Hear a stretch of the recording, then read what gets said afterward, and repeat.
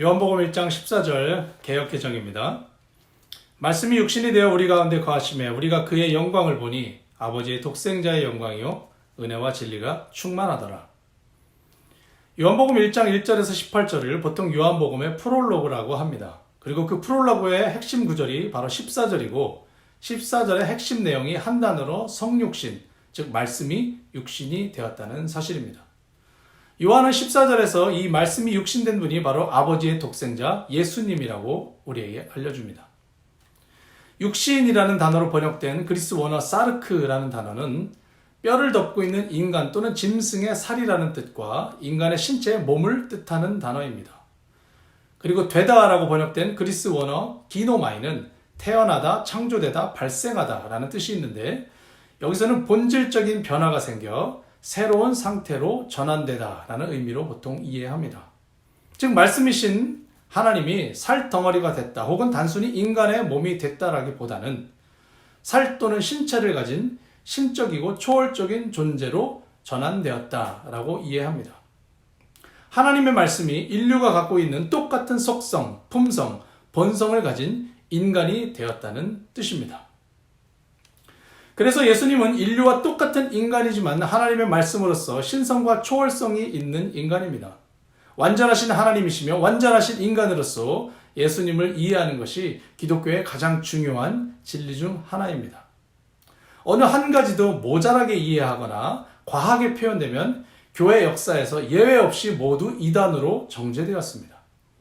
그만큼 한치의 용납도 없이 철저하게 주장되고 있는 아주 중요한 내용입니다. 그 이유가 있습니다. 첫째로 예수님의 인성, 즉 하나님의 예수님의 사람 되심을 지나치게 강조할 때는 문제가 생길 수 있습니다. 예수님은 한 명의 위대한 선지자로서 그에게는 하나님의 신성과 초월성이 아닌 뛰어난 영적인 능력이 있었을 뿐이라고 주장하는 것입니다. 이러한 해석은 인간의 죄값을 지불하기 위해 하나님께서 직접 대신 죽으셨다는 대속의 의미를 크게 훼손시킵니다. 예수님은 그리스도, 즉 구원자가 되실 수 없고 삼위일체 하나님의 두 번째 위치이신 예수님의 지위도 박탈됩니다. 교회와 기독교는 존재할 이유가 없게 됩니다. 또 반대로 예수님의 신성, 즉 하나님 되심을 지나치게 강조할 때에도 문제가 생길 수 있습니다. 말씀이 인간의 몸을 마치 옷처럼 입어서 예수님의 내면에는 말씀이 있고 외면에는 인간의 몸이 있다는 해석도 예전에 있었습니다. 또 말씀이 본질이고 몸은 허상일 뿐 실제로 인간의 몸이 아니다라는 해석도 있었습니다. 이런 해석은 예수님의 십자가 고난은 단지 고통 없는 쇼맨십으로 전락시킬 위험이 있고 예수님의 부활을 멸시하게 되고 하늘로 올라가신 후 이 모습 그대로 다시 오시겠다는 예수님의 약속을 그리스 신화 수준으로 떨어뜨립니다. 또한 예수님께서 인간과 함께 인간처럼 직접 이 세상에서 살으셨다는 역사적 사실을 부정하게 됩니다. 예수님은 하나님의 말씀이시고 인간 같은 육신이십니다. 완전하신 하나님이시고 완전하신 인간이십니다. 말씀 따로, 육체 따로가 아니라 말씀이 육신이 되셨습니다. 이것이 바로 성육신, 인카네이션의 진정한 의미입니다. 대단히 이해하고 받아들이기 어려운 내용이라고 저도 생각합니다. 뭐 이것뿐이겠습니까? 사실 예수님에 관한 많은 이야기들은 대부분 그렇습니다. 처녀가 성령으로 잉태하여 태어날 때부터 이미 예수님의 시작은 인간 세계의 상식과 과학과 논리를 초월한 것이었습니다.